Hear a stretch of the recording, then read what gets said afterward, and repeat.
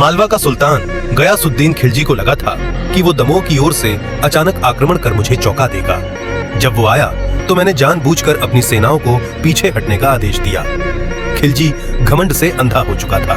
उसे लगा मैं डर गया हूँ। वो मेरा पीछा करते करते गढ़कटंगा तक घुस आया।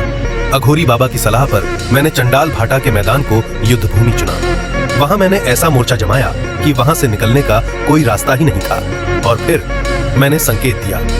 अग्निबाण आसमान में उठे और उसकी सेना पर ऐसे बरसे जैसे स्वर्ग ने दंड सुना दिया हो। घोड़े चीख उठे, सिपाही भागने लगे और मैं शत्रुओं को आग में भस्म होते देख रहा था। शाम तक मैदान लाशों से भर चुका था। जंगल के गिद्ध भी समझ नहीं पा रहे थे कि कहां से शुरू करें। खिलजी अपनी बचे खुचे सैनिकों के साथ भागा और मैं उसे सिंगोरगढ़ के बाहर तक खदेड़ता चला गया। मैंने उसका छत्र और निशान छीन लिया और उन्हें अपनी प्रजा के सामने प्रदर्शन में रख दिया। दिल्ली के सुल्तान इब्राहिम लोदी का भाई जलालुद्दीन लोदी बगावत कर गलकटंगा आ पहुंचा। वो चाहता था कि मैं दिल्ली जीतने में उसकी मदद करूं, पर मैं दया नहीं दिखाता। मैंने उसका सिर काटकर इब्राहिम लोदी के लिए तोहफे के रूप में भेज दिया, ताकि मेरी उसकी मित्रता और भी गहरी हो जाए। इसके बाद मैंने चंदेलों पर चढ़ाई की, उनके हाथ से सिंगोरगढ़ छीन लिया और जेजाग भुक्ति का विशाल भाग अपने अधीन कर लिया। इसी दौरान बहादुर शाह ने रायसेन पर हमला किया। राजा शिलादित्य ने मुझसे सहायता मांगी, पर मैं जानता था कि मैं चाहे मदद करूं या ना भी करूं, रायसेन का गिरना तय था।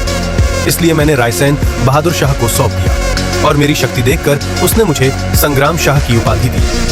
बहादुर शाह की मृत्यु के बाद रायसेन पर भी मैंने कब्जा कर लिया। अब मेरे राज्य विस्तार में रुकावट सिर्फ छोटे छोटे राजा ही थे। मैंने जिन्हें चाहा युद्ध में कुचल दिया, किसी को जहर दे दिया या दावत में बुलाकर मरवा दिया। शत्रु की हार तक में रुका नहीं, चाहे कितना भी रक्त क्यों न बहाना पड़े। ऐसा कोई राजा नहीं था जिसने मुझे कभी युद्ध में हराया हो। 25 साल मैंने अपनी राजधानी से दूर होकर सिर्फ युद्ध किया। मेरे युद्धों से नर्मदा का पानी लाल हो गया था। जो झुक गए वे मेरे अधीन हुए, जो न झुके उनके सिर कुचल दिए। इसी तरह मैंने 52 गढ़ों के राजाओं को अपने चरणों में झुका दिया और 52 गढ़ाधिपति की उपाधि धारण की। परंतु अघोरी बाबा सत्ता के लिए लालची था। वह मुझे मारकर मेरे राज पर कब्जा करना चाहता था। वह बाज नामट में मुझे निहत्था बुलाकर मारना चाहता था और उसी की तलवार से उसका ही सिर काटकर मैंने भैरव को चढ़ा दिया। अब मेरा बेटा दलपत शाह बड़ा हो चुका था। मैं उसकी शादी चंदेल राजकुमारी दुर्गावती से कराना चाहता था, पर चंदेल राजा कीरत सिंह ने इनकार के साथ साथ मेरा अपमान भी किया। तभी मैंने फैसला लिया और अपनी 50,000 की सेना लेकर कालिंजर को घेर लिया और चंदेल राजा कीरत सिंह को घुटनों पर ला दिया और विवाह कराकर ही दम लिया। मेरी मृत्यु के समय मैंने दलपत को बुलाया और कहा, याद रखना, गोंडवाना ने मुझे केवल तेज तलवार नहीं बल्कि ऐसा हृदय दिया है जो किसी के आगे नहीं झुका।